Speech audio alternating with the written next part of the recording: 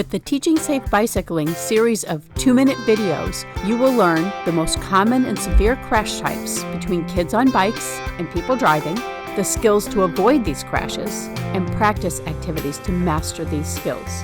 Pulling into traffic mid-block, not following traffic signs, and swerving suddenly into traffic are the 3 most common crash types between kids biking and people driving. The next 3 slides list the skills to develop to avoid each crash type.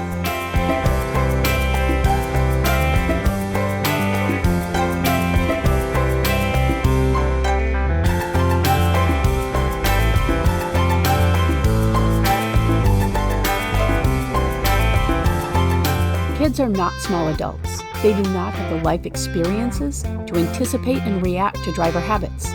Children do not understand the importance of or how to pedal predictably. Children have been taught to not talk with strangers, and they often feel safer when they're not seen. To be safest, kids should communicate with other road users. They should pedal predictably where they are seen and expected to be. Children spend much of their time in imaginary play, which often crosses into real-life scenarios. When adults teach kids to ride a bike, they often stop teaching after the kids can balance and pedal, leaving the kids to play games in the driveway that spill into the roads as they grow up.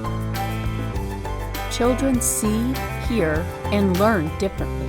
Adults can help by always biking as a good example, following the rules of the road, and talking through your thoughts as you make decisions. Drive attentively. Always expect the unexpected. Take time to work with kids, regularly practicing and developing skills to avoid crashes. Kids bike for fun, freedom, adventure, and to get places they need to go. As a community, we can help our children by continually teaching them new skills as they grow and look for freedom and adventure.